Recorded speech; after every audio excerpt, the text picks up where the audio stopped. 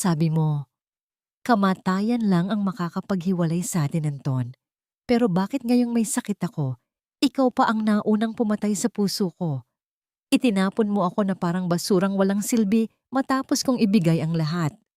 Pero tandaan mo ito, ang basurang itinapon mo, babalik bilang isang reyna na yuyurak sa dangal mong kinalimutan ang utang na loob. Handa ka na bang makita ang bangon ng babaeng minaliit mo? Ayoko na, Maya. Pirmahan mo na ang mga papeles na yan bago pa ako tuluyang mawalan ng pasensya sa'yo. Ang boses ni Anton ay parang malamig na bakal na bumaon sa dibdib ni Maya. Mas masakit pa kaysa sa matinding kirot na kanina pa kumakagat sa kanyang puson. Bahagyang nangatal ang kamay ni Maya na may hawak na sandok. Sa harap niya, umuusok ang malaking kaldero ng adobo, ang paboritong putahe ng kanyang biyenan na si Aling Carmela. Maghapon siyang nakatayo sa mainit na kusina, tinitiis ang pagkahilo at ang nanunuot na sakit ng kanyang katawan para lamang matiyak na magiging perpekto ang handaan para sa ika-60 kaarawan ng ina ni Anton. Dahan-dahang binitawan ni Maya ang sandok sa gilid ng kalan. Lumingon siya sa kanyang asawa na noon ay nakatayo sa pintuan ng kusina. Bihis na bihis at amoy mamahaling pabango. Malayo sa hitsura niyang hulas ang makeup at basang-basa ng pawis ang suot na lumang duster. Sa ibabaw ng hapagkainan, nakalapag ang isang puting sobre. Hindi kailangang basahin ni Maya ang nakasulat doon para malaman kung ano yon. Ang salitang annulment ay tila sumisigaw sa kaputian ng papel. Anton, bakit? Ang tanging lumabas sa tuyot niyang labi. Gusto niyang sabihin dito na kaninang umaga lang ay galing siya sa doktor. Gusto niyang ipakita ang piraso ng papel sa loob ng bulsa ng kanyang apron, ang resulta ng biopsy na nagsasabing kailangan niyang maoperahan sa lalong madaling panahon. Ngunit ang mga salitang iyon ay tila bumara sa kanyang lalamunan. Bakit pa natin kailangang patagalin ito? Sagot ni Anton. Ang kanyang mga mata ay walang kahit katiting na bakas ng awa. Tingnan mo ang sarili mo, Maya. Simula nang mag-resign ka sa trabaho dahil sa madalas mong pagkakasakit, naging pabigat ka na lang sa bahay na ito. Ang kailangan ko ay asawang makakatulong sa akin sa pag-akyat sa kumpanya, hindi iyong laging nakahiga at kailangang gastusan sa gamot. Pagod na akong mag-alaga ng isang taong wala ng silbi, kundi ang maging anino sa kusina. Pumasok sa eksena si Aling Carmela. Ang kanyang mukha ay puno ng pagkainis habang tinitingnan ang dumi sa sahig ng kusina. Ano ba naman yan, Maya? Napakabagal mong kumilos. Ang mga bisita sa labas ay nagugutom na at ikaw ay nakatayo lang dyan na parang tuod. Pirmahan mo na ang papeles na yan. Huwag mo nang pahirapan ng anak ko. Masyado na siyang maraming sakripisyo para sa isang babaeng gaya mong tuyot na ang utak pati ang katawan. Naramdaman ni Maya ang pag-ikot ng paligid. Ang init ng kalan ay tila naging impyerno na unti-unting lumalamon sa kanyang pagkatao. Sa loob ng 5 taon, ibinigay niya ang lahat. Isinantabi niya ang kanyang karera bilang isang mahusay na account manager para paglingkuran ang pamilyang ito. Ibinenta niya ang kanyang mga alahas, ang tanging pamana ng kanyang yumaong ina, para lamang may pandagdag sa matrikula ni Anton nung kumukuha ito ng master's degree. At ngayon, sa oras na siya naman ang nangangailangan ng pagkalinga, ang isinukli sa kanya ay ang malamig na pagtalikod.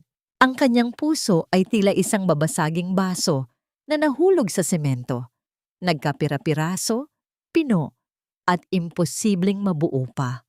Naririnig niya ang tawanan ng mga bisita sa kabilang silid, ang tunog ng mga baso at kutsara na tila nanunukso sa kanyang kalagayan. Ang bawat halakhak ay parang sampal na paulit-ulit na dumadapo sa kanyang namumutlang pisngi. Hindi umiyak si Maya. Ang mga luha niya ay tila natuyo na rin sa tindi ng lagnat na nananalaytay sa kanyang mga ugat. Sa halip, ang kanyang kamay ay dahan-dahang dumukot sa bulsa ng apron. Naramdaman niya ang lukot na papel ng kanyang medical report.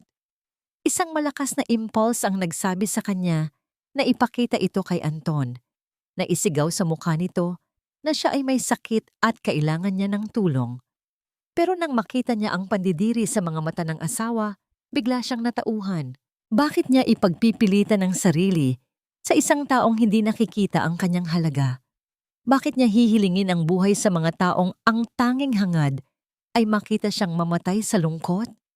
Sige, mahina, ngunit buo ang boses ni Maya. Isang kakaibang katahimikan ang bumalot sa kusina. Tanging ang tunog ng kumukulong adobo ang naririnig. Kung yan ang gusto mo, Anton, kung ito ang kabayaran sa lahat ng pagmamahal na ibinigay ko sa inyo, lumapit si Maya sa mesa. Ang bawat hakbang niya ay tila paglakad sa ibabaw ng mga bubog.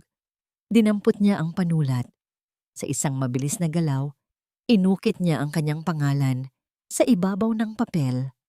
Ang bawat guhit ng tinta ay tila pagputol sa huling hibla ng pag-asa na nanatili sa kanyang puso. Nang matapos, tiningnan niya si Anton ng diretso sa mga mata. Walang emosyon, walang galit, tanging ang malalim at madilim na kawalan.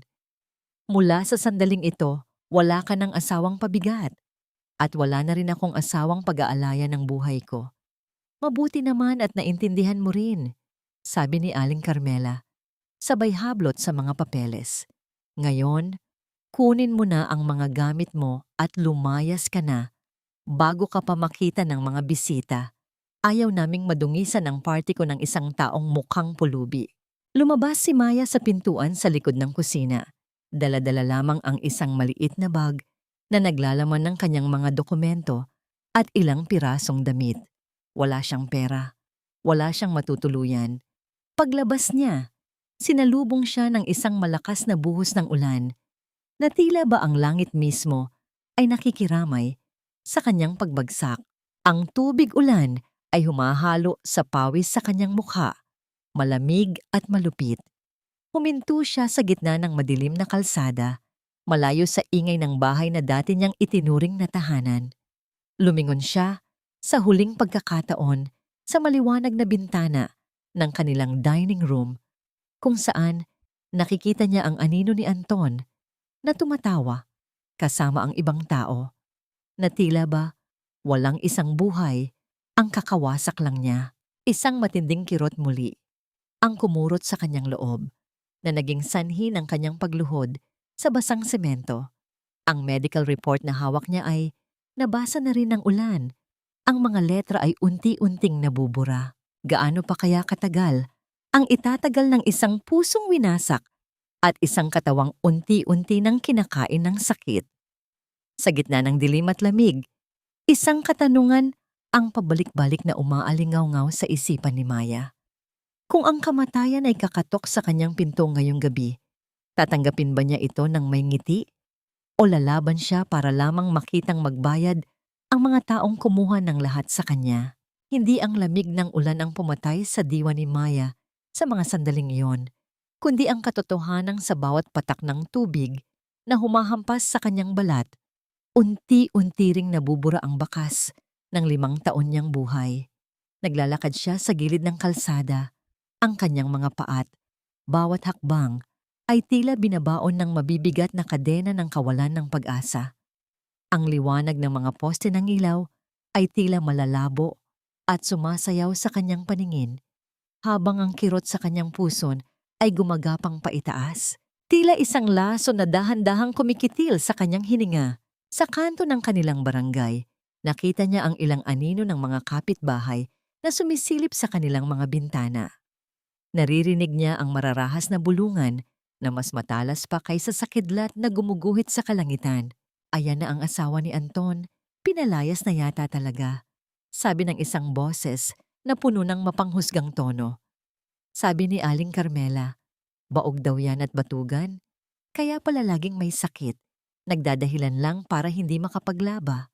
Sayang si Anton, napakagaling na bata, pero nag-asawa ng pabigat.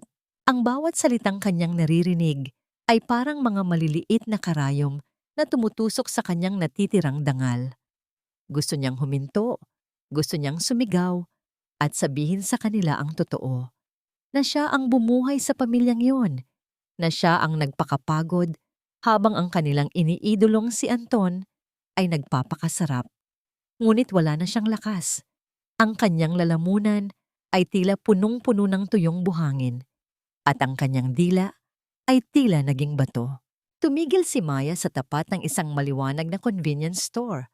Ang artipisyal na ilaw nito ay sumasalamin sa mga baha sa kalsada, lumilikha ng isang mundo ng gulo at dumi. Naramdaman niya ang biglang pagtalim ng sakit sa kanyang loob. Isang matinding pilay sa kanyang malay na nagpaitim sa buong paligid. Binitawan ng kanyang mga daliri ang basang bag na kanina pa niya yakap-yakap. Bumagsak ang kanyang katawan sa malamig at basang semento. Walang tunog na lumabas sa kanyang bibig, tanging ang mahinang paghampas ng kanyang laman sa matigas na sahig. Ang huling nakita niya ay ang mga sapatos ng mga taong naglalakad palayo. Iniiwasan siyang mabangga, na parang isang maruming basahan na itinapon sa daan. Sa gitna ng kadiliman, naramdaman ni Maya ang isang pares ng kamay na bumuhat sa kanya. Hindi ito tulad ng mga kamay ni Anton na laging nagmamadali at puno ng pagkayamot. Ang mga kamay na ito ay matatag, mainit, at tila may dalang pangako ng kaligtasan. Maya? Maya, gumising ka. Ang boses ay pamilyar ngunit parang galing sa isang napakalayong nakaraan. Isang boses na hindi niya narinig sa loob ng maraming taon. Isang boses mula sa mga panahong siya pa ay isang babaeng may pangarap bago pa siya naging alipin ng pag-ibig.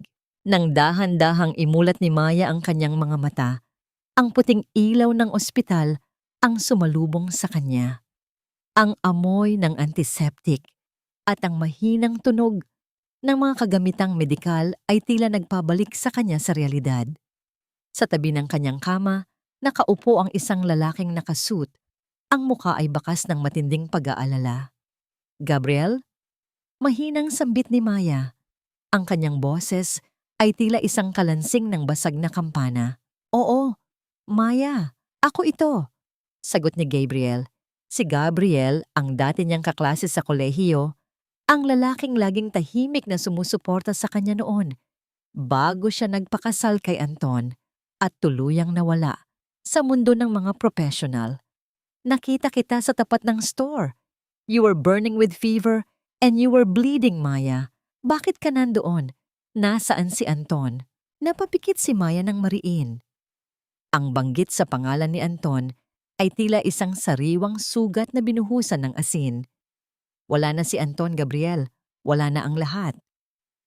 Huminga ng malalim si Gabriel. Ang kanyang mga mata ay nanatiling nakatitig sa maputlang mukha ni Maya. Lumapit siya at kinuha ang medical report na nasa ibabaw ng side table.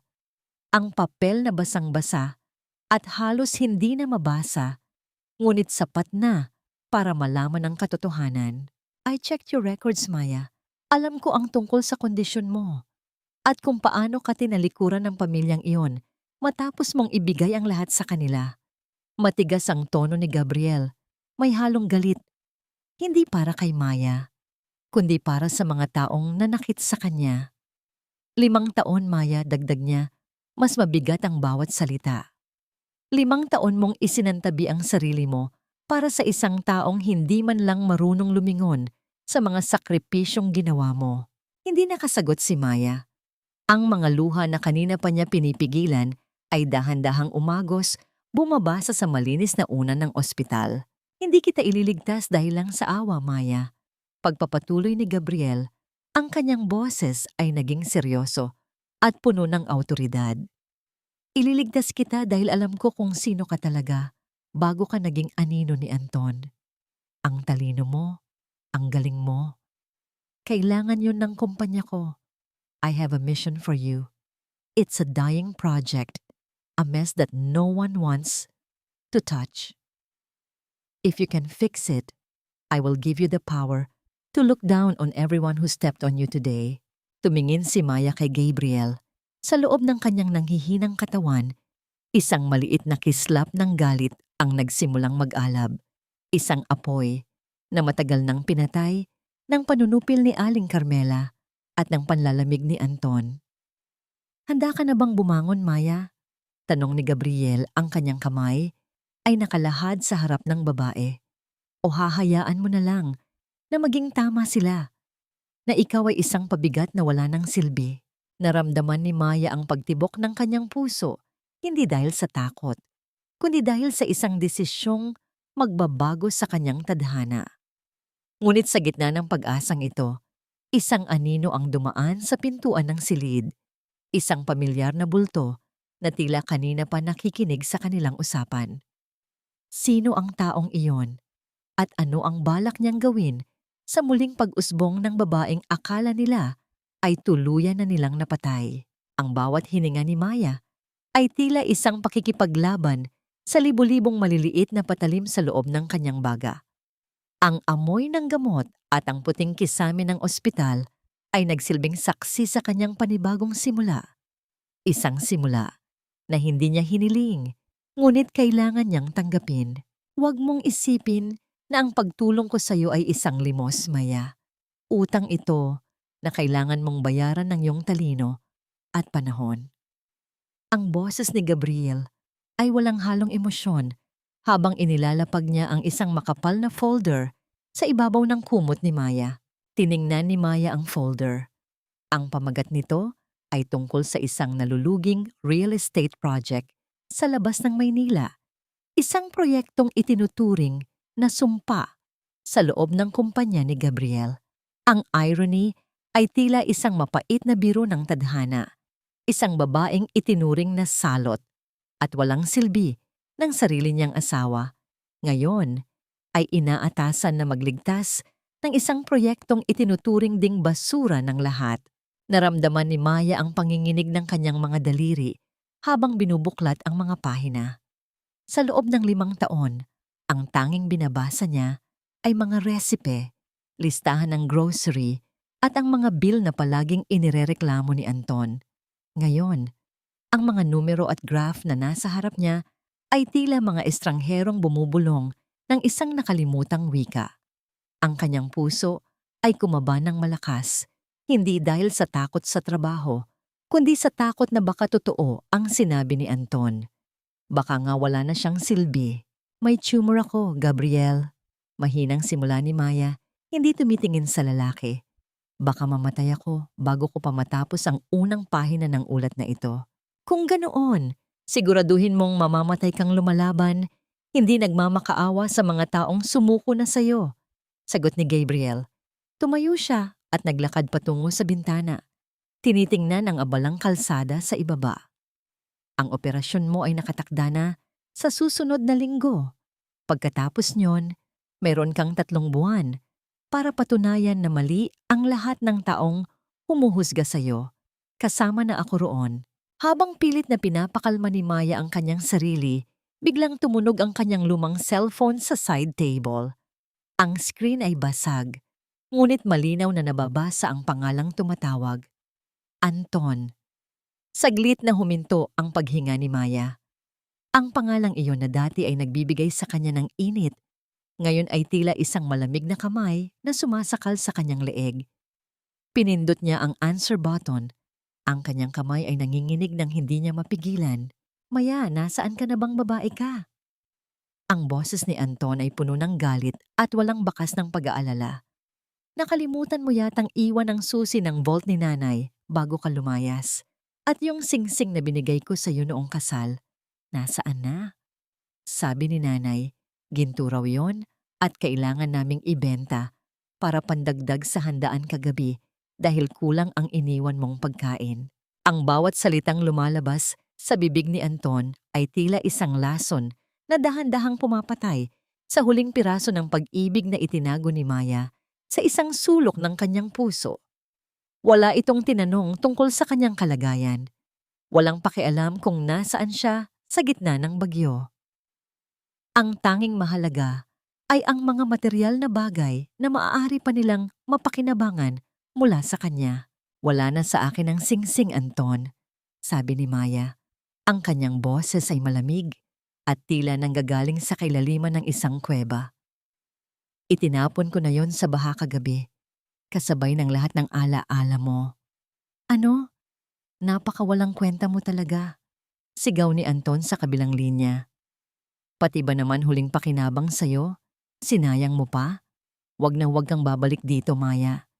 Kahit mamamatay ka na sa gutom, wag kang kakatok sa pinto namin. Pinatulan ni Maya ang tawag.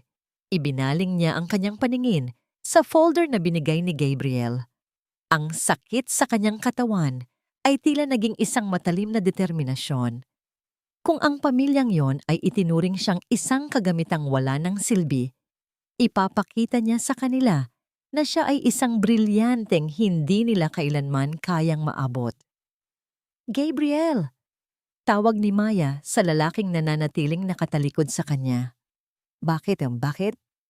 Tatanggapin ko ang trabaho, pero kailangan ko ng isang pabor. Lumingon si Gabriel.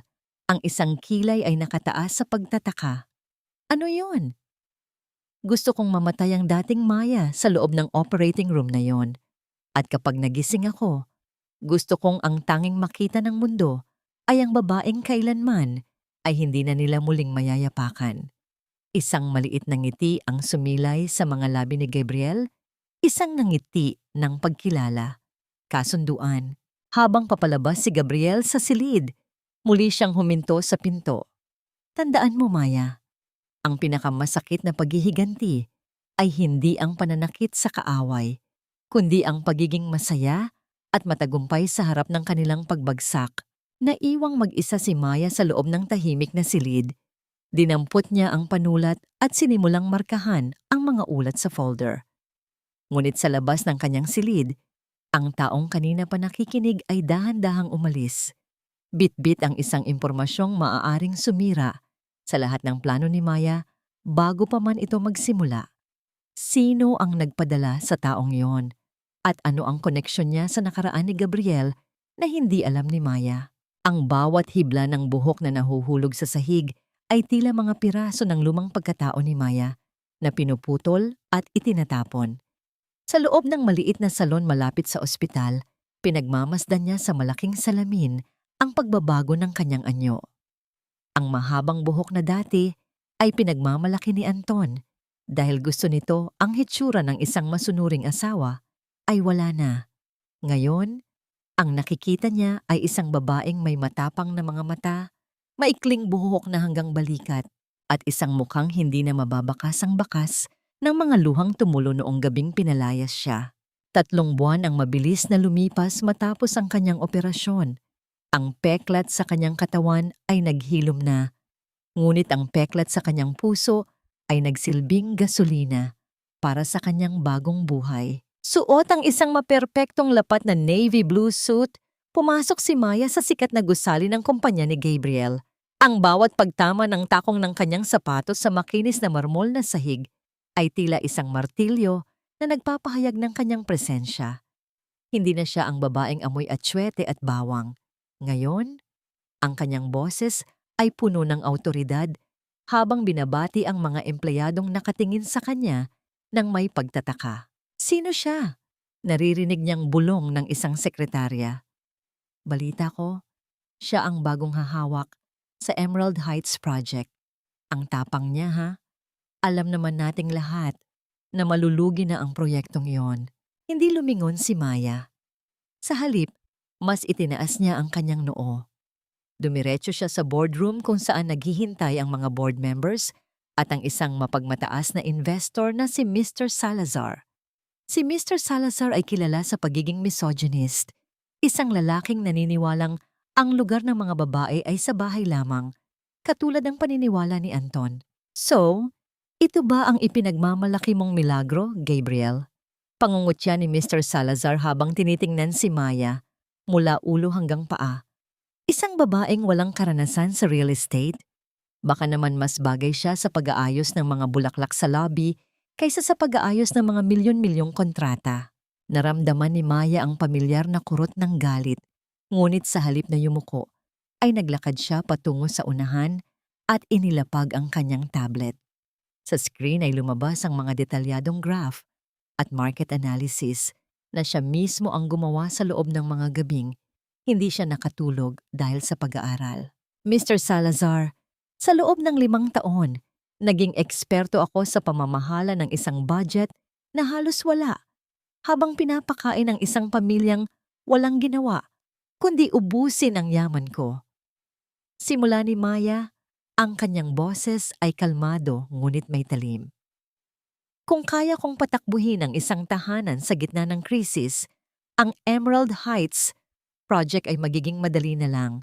Hindi natin kailangan ng bagong budget. Kailangan natin ng bagong target market.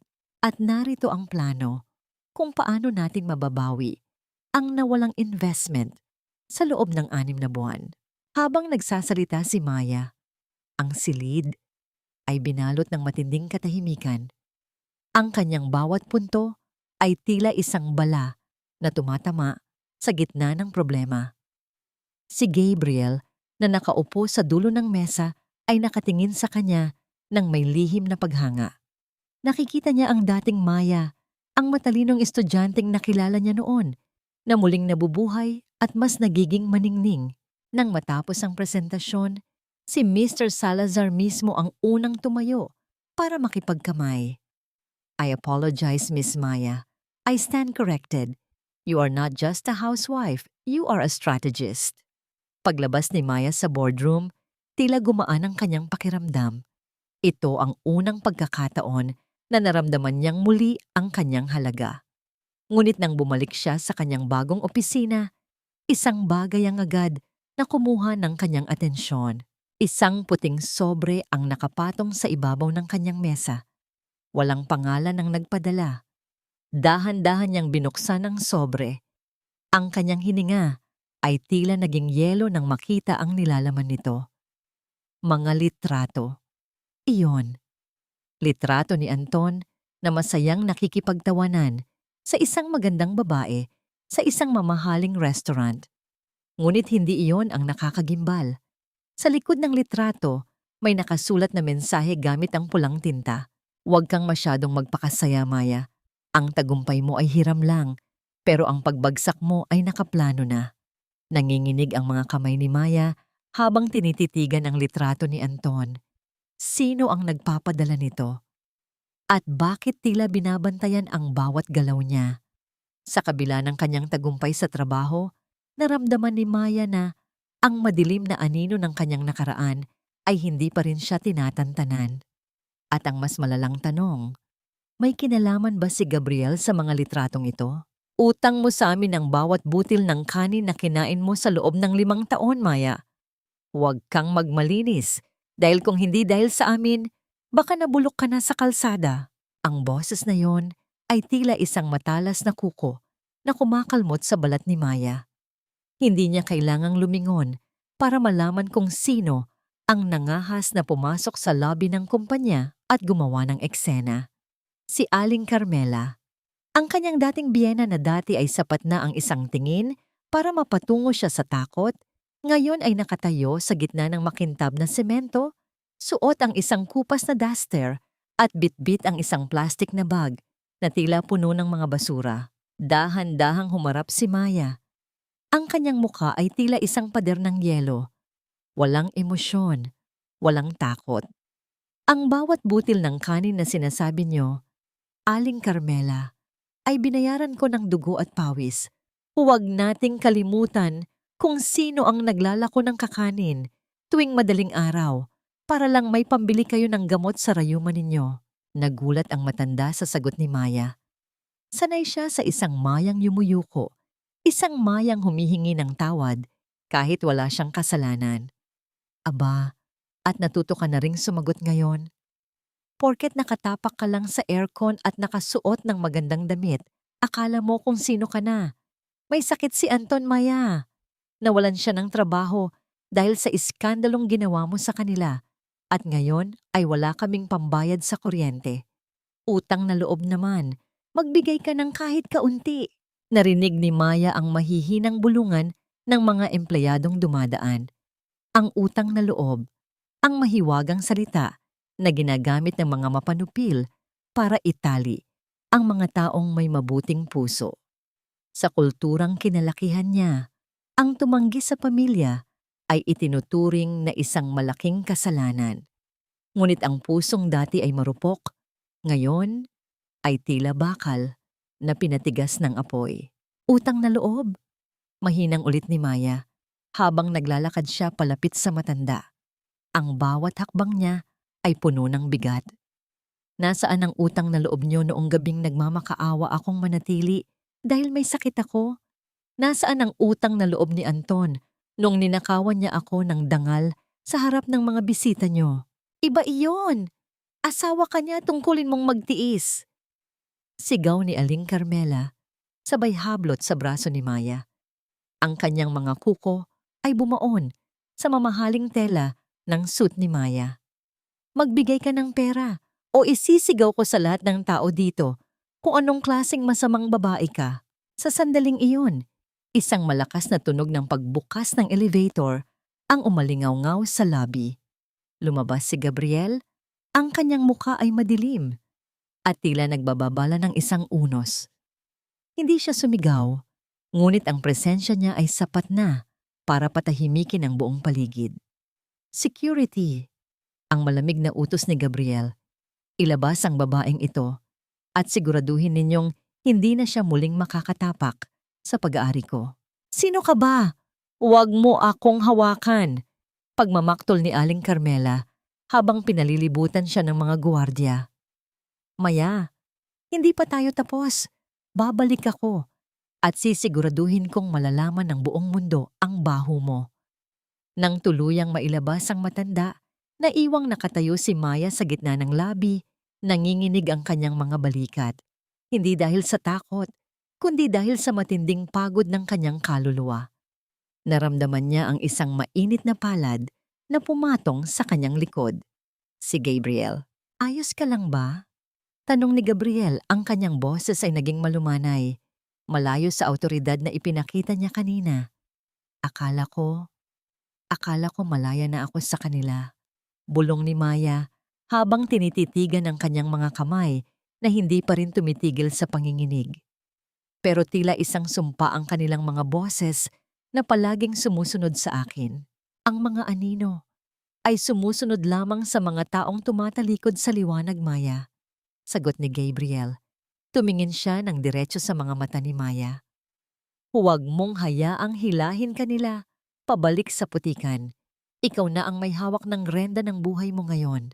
Bumalik si Maya sa kanyang opisina, ngunit ang kanyang isipan ay nananatiling magulo. Dinampot niya ang folder ng Emerald Heights Project. Sinusubukang ituon ang atensyon sa trabaho, ngunit isang maliit na detalye ang kumuha ng kanyang pansin. Sa listahan ng mga subcontractors na nag-a-apply para sa proyekto, nakita niya ang isang pamilyar na pangalan, Anton San Jose Constructions. Isang mapait na ngiti ang sumilay sa mga labi ni Maya. Ang tadhana ay tila isang malupit na manunulat na mahilig sa mga hindi inaasahang tagpo. Hindi lang pala pera ang ipinunta ni Aling Carmela. Nais din nilang makakuha ng kontrata sa kumpanyang pinagtatrabahuhan niya, nang hindi nalalaman na siya ang nakaupo sa upuan ng kapangyarihan. Habang pinagmamasdan ni Maya ang pangalan ni Anton, muli niyang naalala ang sobrang natanggap niya kanina. Kinuha niya ang mga litrato at tinitigan ang mukha ng lalaking nanakit sa kanya. May napansin siyang kakaiba sa background ng isa sa mga litrato. Isang sasakyan na may pamilyar na plate number. Ang sasakyang yon, pagmamay-ari iyon ng pamilya ni Gabriel. Bakit sinusubaybayan ng mga tao ni Gabriel si Anton? At ano ang tunay na motibo ni Gabriel sa pagtulong sa kanya? Isang kaibigan ba siya? O isa ring manlalaro na ginagamit siya para sa isang mas malaking plano? Ang bawat puyat at pagod ni Maya sa mga nakaraang linggo ay tila nagbunga ng isang matamis na tagumpay na hindi kayang bayaran ng anumang halaga. Ang Emerald Heights Project na dati ay itinuturing na isang gumagapang na bangkay sa loob ng kumpanya, ngayon ay naging pinaka-pinag-uusapang usapin sa mundo ng real estate. Ngunit sa likod ng ningning ng tagumpay na ito, may isang madilim na anino na patuloy na naglalaro sa isipan ni Maya. Ang pangalan ni Anton sa listahan ng mga aplikante para sa subcontract. Isang gabi, habang ang buong gusali ay balot na ng katahimikan, At tanging ang liwanag na lang ng kanyang table lamp ang nagbibigay buhay sa kanyang opisina. Dahan-dahang bumukas ang pinto. Hindi na kailangan pang lumingon ni Maya para malaman kung sino iyon. Ang pamilyar na amoy ng sandalwood at ang matatag na hakbang ay sapat na para sabihin sa kanya na si Gabriel ang dumating. Masyado ka nang nagpapakapagod, Maya. Ang tagumpay ay isang marathon, hindi isang sprint. Mahinang sabi ni Gabriel habang inilalapag ang isang baso ng mainit na kape sa kanyang mesa. Hindi ako napapagod, Gabriel. Ngayon ko lang naramdaman na buhay ako. Sagot ni Maya nang hindi inaalis ang tingin sa mga dokumento. Ngunit naramdaman niya ang init ng presensya ng lalaki sa kanyang likuran. Dahan-dahang ipinatong ni Gabriel ang kanyang kamay sa sandalan ng upuan ni Maya, isang kilos na tila nagbibigay ng proteksyon at suporta. Nakita ko ang listahan ng mga subcontractors. Alam kong nakita mo rin ang pangalan niya. Pagpapatuloy ni Gabriel, ang kanyang boses ay naging seryoso. Gusto mo bang tanggalin ko na siya sa listahan bago pa makarating sa board? Humarap si Maya kay Gabriel. Sa loob ng 3 buwan, ito ang unang pagkakataon na hinayaan niyang magtagpo ang kanilang mga mata ng matagal. Hindi. Hayaan mo siyang pumasok. Gusto kong makita niya kung sino ang taong hinusgahan niyang walang silbi. Gusto kong makita niya ang kumpanyang dati ay hiningan niya ng tulong na ngayon ay nasa ilalim ng aking pamumuno. Isang maliit na ngiti ang sumilay sa mga labi ni Gabriel. Hindi ito ngiti ng pangungutya, kundi ngiti ng pagkilala sa tapang ng babaeng nasa harap niya. Dahan-dahan niyang inayos ang isang hibla ng buhok ni Maya na nalaglag sa kanyang mukha. Ang kanyang mga daliri ay bahagyang dumampi sa balat ni Maya, nagpapadala ng isang kuryenteng tila naging sanhi ng mabilis na pagtibok ng puso ng babae. Matapang ka na talaga, Maya. Pero tandaan mo, ang paghihiganti ay masarap lamang kung hindi mo dudungisan ang sarili mong kamay. Bulong ni Gabriel. Ang kanyang mukha ay ilang pulgada na lang ang layo sa mukha ni Maya. Naramdaman ni Maya ang mainit na hininga ng lalaki, isang sandali ng kilig na matagal na niyang hindi naramdaman.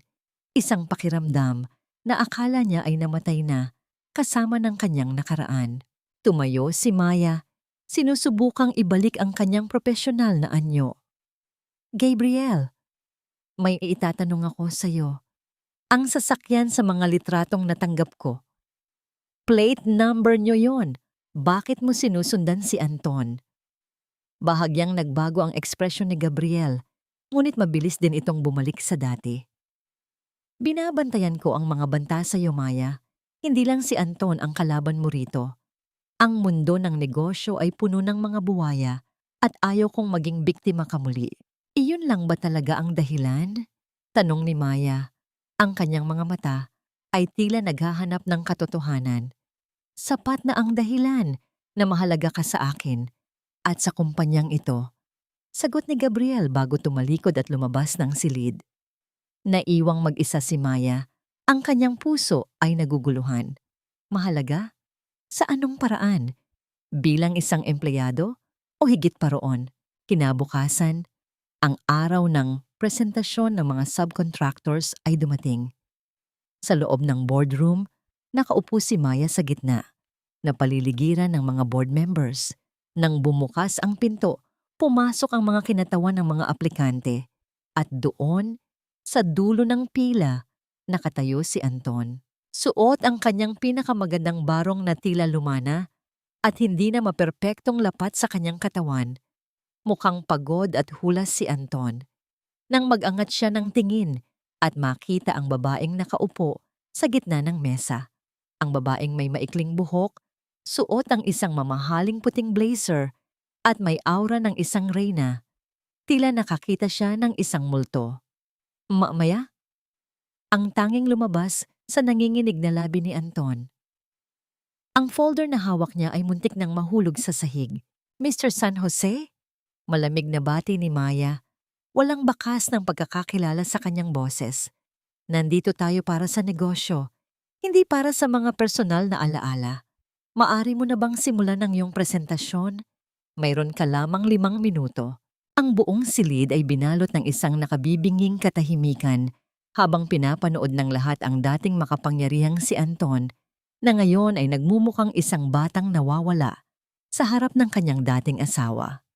Sa bawat salitang binibitawan ni Anton, mas lalong lumilitaw ang kawalan ng sustansya ng kanyang plano. Nang matapos ang pulong, lumapit si Anton kay Maya habang ang iba ay lumalabas na.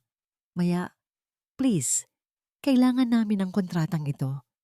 Naghihirap na kami. Si nanay, may sakit siya. Tiningnan siya ni Maya ng diretso sa mga mata. Ang kumpanyang ito ay hindi nagbibigay ng limos, Anton. Nagbibigay kami ng pagkakataon sa mga taong karapat-dapat. At base sa nakita ko, hindi mo kayang pantayan ang kalidad na hinahanap namin. Paalis na sana si Maya nang hawakan ni Anton ang kanyang braso. Akala ko ba mapagmahal ka? Nasaan ang pusong dati ay ibinigay mo sa akin? Bago pa makasagot si Maya, isang boses ang pumutol sa usapan. Ang pusong yun ay pinatay mo na, Mr. San Jose. At huwag mong subukang hawakan ang COO ko. Bago ko pa matiyak na hindi ka na muling makakakuha ng trabaho sa industriyang ito. Si Gabriel ay nakatayo sa likuran nila. Ang kanyang mga mata ay parang mga balaraw na handang pumatay. Nabitawan ni Anton ang braso ni Maya. Umalis siyang lupaypay ang mga balikat, ang imahe ng isang talunang lalaki. Ngunit pag-alis ni Anton, isang sekretarya ang lumapit kay Maya at may ibinigay na isang maliit na note. Alam ni Gabriel ang tungkol sa tumor mo bago ka pa niya iligtas sa kalsada. Tanungin mo siya kung anong nangyari sa medical insurance ng tatay mo 10 taon na ang nakalilipas. Naramdaman ni Maya ang biglang paglamig ng kanyang buong katawan. Isang bagong misteryo ang bumukas, isang sikreto na tila nag-uugnay sa kanyang pamilya at sa lalaking inaakala niyang kanyang tagapagligtas. Dati, isang mainit na yakap at masarap na hapunan ang sumasalubong sa akin pag-uwi ko. Ngayon, mga mura at panunumbat na lang ang tanging natatanggap ko sa bahay na dati ay itinuring kong paraiso. Ang boses ni Anton sa kanyang sariling isipan ay tila isang multong nagmumura sa kanya habang nakaupo siya sa isang maliit at magulong apartment na inuupahan nila ni Nicole. Wala na ang malaking bahay nila ni Maya. Wala na ang malinis na sala at ang amoy ng bagong luto na adobo. Ang paligid ay puno ng mga maruruming damit, mga basyong bote ng alak at ang nakabibinging katahimikan ng isang pagsisisi. Bumukas ang pinto at pumasok si Nicole. Suot ang isang mamahaling damit na halatang hindi na nito kayang bayaran. Ang kanyang mukha na dati ay puno ng tamis. Noong si Anton pa ang hari ng kumpanya, ngayon ay balot na ng pagkairita at puot. Ano, Anton? Nakuha mo ba ang kontrata? Singal ni Nicole habang inihahagis ang kanyang bag sa sofa. Huwag mong sabihing uuwi ka na naman dito ng luhaan. Kailangan ko ng pera para sa down payment ng kotse ko at ang upa natin ay 2 buwan ng delayed. Yumuko si Anton, hindi makatingin ng diretso sa babaeng ipinalit niya kay Maya. Hindi ko nakuha, Nicole, ang COO ng kumpanya. Si Maya iyon. Siya ang humaharap sa lahat ng bidding. Isang nakatutulig na tawa ang lumabas sa bibig ni Nicole, isang tawang puno ng pangungutya. Si Maya, iyong asawa mong mukhang katulong? Pinatulan mo ang kwentong yon para lang pagtakpan ang pagiging loser mo. Napakawalang kwenta mo talaga, Anton. Akala ko ba ikaw ang magdadala sa akin sa rurok ng tagumpay? Pero ngayon, pati pagkain natin, kailangan ko pang hingin sa mga kaibigan ko. Tumigil ka na, Nicole. Ginagawa ko ang lahat. Sigaw ni Anton, ngunit ang kanyang boses ay walang kapangyarihan. Saka si nanay. Kailangan niya ng gamot. Lumalala ang sakit niya sa bato. At ano naman ang pakialam ko sa nanay mo? Bulyaw ni Nicole habang dinuduro si Anton. Kasalanan ko bang naging pabigat din siya? Kung hindi mo sana siya pinatira dito, baka may pambayad pa tayo sa kuryente. Sabihan mo ang matandang yan na humanap ng paraan. O baka gusto niyang mamalimos na lang sa kalsada. Naramdaman ni Anton ang isang matinding kirot sa kanyang dibdib. Naalala niya kung paano alagaan ni Maya ang kanyang ina. Kahit gaano kasama ang ugali ni Aling Carmela, hinding-hindi ito pinabayaan ni Maya. Pinupunasan nito ang katawan ng matanda, tinitiis ang lahat ng mura, at tinitiyak na laging mainit ang pagkain nito. Ngayon, ang ina ni Anton ay nakahiga sa isang madilim na kwarto sa likod. Tanging isang baso ng tubig at ilang pirasong biskwit lang ang kasama. Ito na ba ang karma? Ang makasama ang isang babaeng tanging pera lang ang minahal sa kanya? Tumayo si Anton at lumapit sa cabinet. Doon ay nakita niya ang isang lumang apron na naiwan ni Maya noong gabing pinalayas niya ito. Hinawakan niya ang tela at tila naramdaman pa rin niya ang amoy ng kalinga na kailanman ay hindi na niya muling matitikman. Ang bawat hibla ng tela ay tila nagpapaalala sa kanya kung gaano siya naging bulag at hangal. Nicole, maari bang maging maayos tayo kahit ngayon lang? Pagmamakaawa ni Anton. Kahit para lang kay nanay. Umalis ka sa harap ko, Anton. Nakakasuka ang pagmumukha mo. Sabi ni Nicole bago pumasok sa kwarto at malakas na isinara ang pinto. Na tila ba ang tunog niyon ay ang huling pako sa kabaong ng kanilang relasyon. Habang nakaupo si Anton sa dilim, muling bumalik sa kanyang isipan ang imahe ni Maya sa boardroom. Ang kinang ng kanyang mga mata, ang awtoridad sa bawat salita niya. Malayo na ito sa Mayang dati ay kontrolado niya. Naramdaman ni Anton ang isang matinding inggit. Hindi dahil sa tagumpay ni Maya, kundi dahil sa katotohanang masaya na ito nang wala siya. Samantala, sa kabilang panig ng lungsod, si Nicole ay hindi pala natutulog. Kinuha niya ang kanyang cellphone at tumawag sa isang hindi kilalang numero. Ang kanyang boses ay naging malambing, ngunit may halong lason. Hello? Oo, handa na ang lahat. Wala nang pera si Anton. Konting-konti na lang at bibigay na siya. Kailan natin gagawin ang susunod na hakbang? Gusto ko nang makuha ang share ko bago pa malaman ng kumpanya ni Gabriel na ako ang nag-leak ng mga dokumento nyo. Tumigil ang tibok ng puso ni Nicole nang marinig niya ang isang kaluskos sa labas ng kanyang pinto. Hindi niya alam. Si Anton ay nakatayo sa labas, hawak ang lumang apron at narinig ang bawat salitang binitiwan niya. Ang babaeng inakala niyang tagapagligtas niya ay siya palang unti-unting pumapatay sa kanya mula sa likuran. Sino ang kausap ni Nicole at anong kinalaman nito sa kumpanya ni Gabriel at sa nakaraan ni Maya? Hindi lahat ng sumasagip sa iyo mula sa pagkalunod ay may layuning dalhin ka sa pampang. Minsan, inililigtas ka lang nila para masiguradong sa kanila ka magkakautang ng buhay. Ang kaisipang ito ay tila isang malamig na agos ng tubig na bumabalot sa isipan ni Maya habang nakatitig siya sa note na iniwan sa kanyang mesa.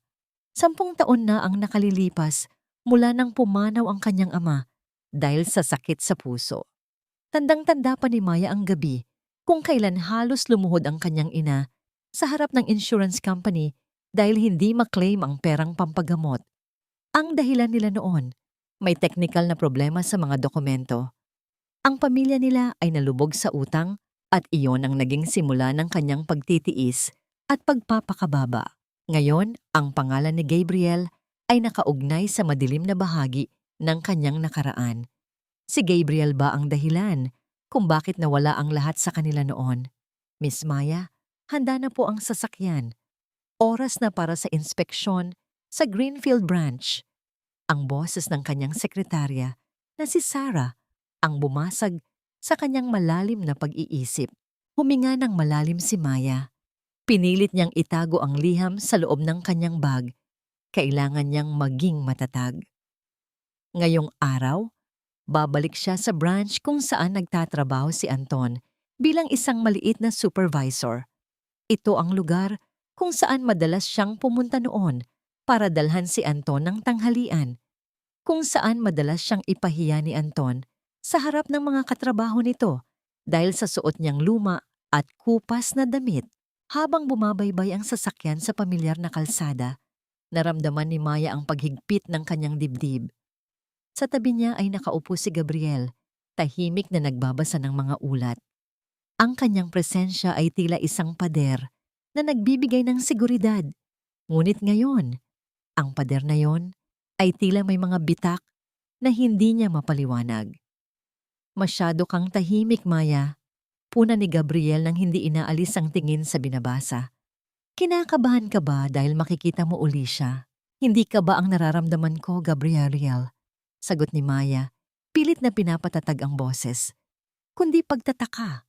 Pagtataka kung bakit ang tadhana ay mahilig maglaro sa mga taong akala natin ay kilala na natin. Tumingin si Gabriel sa kanya. Ang kanyang mga mata ay tila may gustong sabihin, ngunit nanatiling tikom ang kanyang bibig. Nang makarating sila sa Greenfield branch, ang buong opisina ay tila naging isang estatwa sa takot. Ang balita tungkol sa pagdating ng Iron Queen ng kumpanya ay kumalat na parang apoy. Lahat ng empleyado ay nakatayo sa tabi ng kanilang mga mesa, nakatungo ang ulo sa paggalang. Sa dulo ng hanay, nakita ni Maya si Anton. Namumutla ang lalaki. Ang kanyang polo ay gusot-gusot at bakas ang kawalan ng tulog.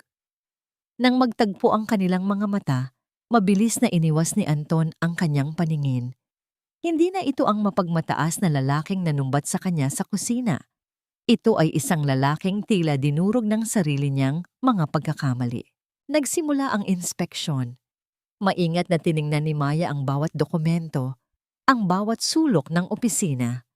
Ang bawat tanong niya ay tila isang balaraw na tumatama sa kakulangan ng branch. Si Anton, na siyang in charge sa inventory, ay hindi magkamayaw sa panginginig habang sumasagot. Mr. San Jose, bakit may kakulangan sa ulat na ito? Tanong ni Maya habang itinuturo ang isang discrepancy sa budget.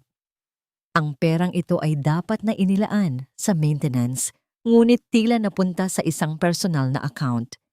Miss Maya, COO. Ipapaliwanag ko po, nauutal na sagot ni Anton. Nagkaroon lang po ng konting kalituhan sa system. Kalituhan o sadyang pagnanakaw? Ang boses ni Gabriel ang pumutol sa usapan. Lumapit siya kay Anton. Ang kanyang taas at autoridad ay tila lumalamon sa liit ng lalaki. Hindi lang budget ang nawawala rito. May mga dokumentong nag-leak sa mga kakompetensya natin at ang account mo ang huling ginamit para ma-access ang mga file na yon. Nanlaki ang mga mata ni Anton. Bigla niyang naalala ang pakikipag-usap ni Nicole sa telepono kagabi. Hindi ako yon. Ang girlfriend ko, si Nicole. Siya ang gumagamit ng computer ko sa bahay. Isang malamig na tawa ang pinakawalan ni Maya. At sa tingin mo ba ay tatanggapin namin ang ganyang dahilan? Ang pagpapabaya mo ay kasing lala ng mismong krimen, Anton. Sa gitna ng tensyon, isang empleyado ang tumatakbong lumapit kay Maya. Ma'am, may emergency po. Isang matanda ang nasa labas, nagwawala at pilit na pumapasok. Sinasabi niyang nanay daw siya ni Mr. San Jose at mamatay na raw siya kung hindi mo siya kakausapin. Lumabas si Maya sa lobby. Kasunod si Gabriel at Anton. Doon, nakita niya si Aling Carmela, nakaupo sa sahig, umiiyak at may hawak na reseta ng gamot. Ang kanyang hitsura ay malayo sa mapagmataas na biyanera noon. Maya, maawa ka! Pagmamakaawa ni Aling Carmela nang makita siya. Wala na kaming pera. Pinalayas na kami sa inuupahan namin. Si Nicole, kinuha niya lahat ng natitirang pera ni Anton at iniwan kaming luhaan. Maawa ka sa akin. May sakit ako. Naramdaman ni Maya ang pagtingin ng lahat ng tao sa kanya. Ang eksenang ito ay tila isang pag-uulit ng nakaraan, ngunit ang mga papel ay baligtad na. Noon, siya ang nasa sahig. Ngayon, ang kanyang kaaway ang nakaluhod sa kanyang harap. Tumingin si Maya kay Gabriel, naghahanap ng sagot. Ngunit nakita niya ang isang bagay sa bulsa ng suit ni Gabriel na nagpahinto sa kanyang mundo. Isang maliit na keychain, isang medalyon na pag-aari ng kanyang ama na nawala 10 taon na ang nakalilipas. Ang medalyon na yon ay ang huling bagay na hawak ng kanyang ama bago ito pumanaw sa harap ng insurance office. Bakit nasa kay Gabriel ang medalyon ng kanyang ama? Ang pagliligtas ba ni Gabriel sa kanya ay isang paraan para pagtakpan ang isang krimen na matagal nang nakabaon sa limot? Sa gitna ng ingay ng pag-iyak ni Aling Carmela at ang panginginig ni Anton, tumigil ang mundo ni Maya. Ang katarungang akala niya ay nakamit na niya ay tila isang malaking kasinungalingan lamang. Ang pinakamahirap na bahagi ng pagpapanggap ay hindi ang pagsisinungaling sa ibang tao, kundi ang pilit na pagkumbinsi sa sarili na ang nakikita ng iyong mga mata ay hindi totoo. Tumayo si Maya ng tuwid sa gitna ng nagkakagulong lobby. Ang kanyang paningin ay nakapako sa gintong medalyon na bahagyang nakasilip sa bulsa ng vest ni Gabriel. Ang medalyong yon na may inisyal na DL, Dante Laurel, ang kanyang ama, ay ang huling bagay na hinawakan niya bago ito tuluyang bawian ng buhay sa kanyang mga bisig 10 taon na ang nakalilipas. Nawala ito sa kaguluhan sa ospital noon at ang pagkakita rito ngayon sa pag-aari ng lalaking itinuturing niyang tagapagligtas ay tila isang kidlat na tumama sa kanyang puso. Maya, nakikinig ka ba? Ang boses ni Gabriel ay malumanay, ngunit may halong pag-aalala. Hinawakan niya ang balikat ni Maya. Isang kilos na dati ay nagbibigay ng kalma sa babae.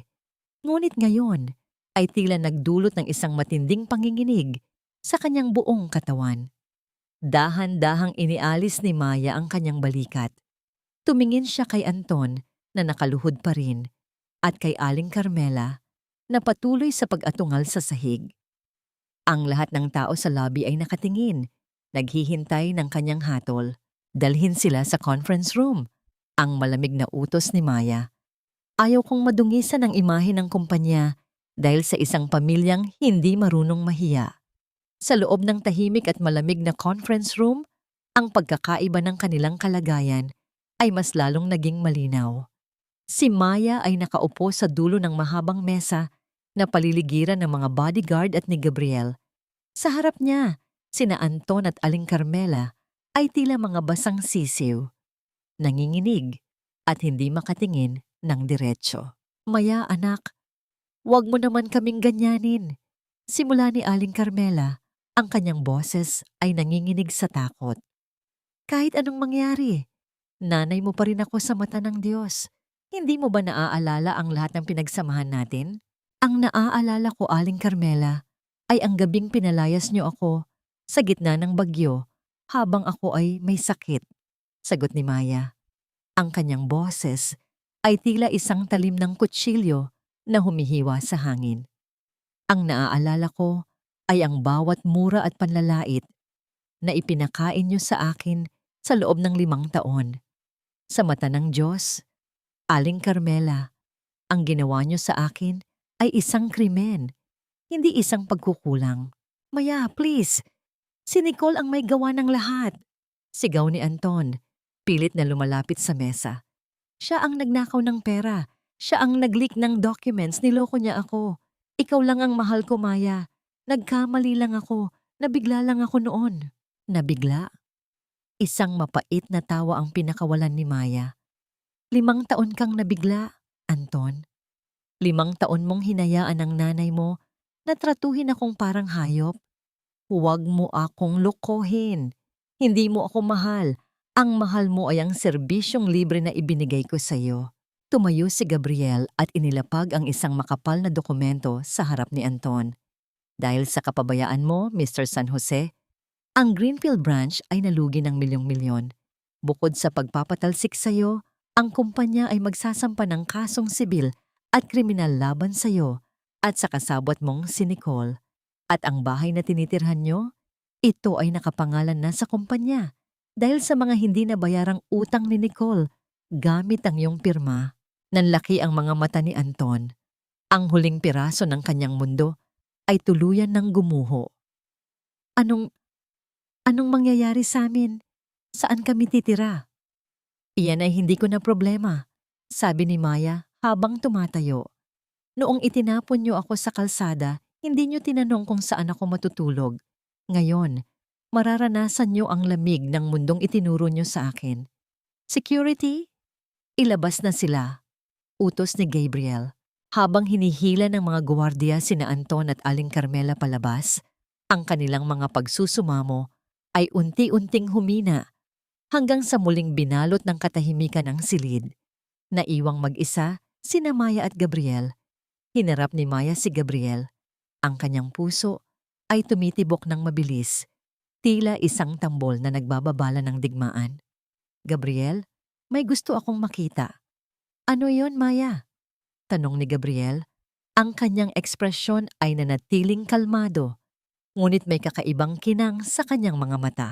Hindi nagsalita si Maya. Sa halip, mabilis niyang dinukot ang kamay sa bulsa ni Gabriel at hinablot ang gintong medalyon. Ang katahimikan sa pagitan nila ay naging napakabigat. Tinitigan ni Maya ang medalyon.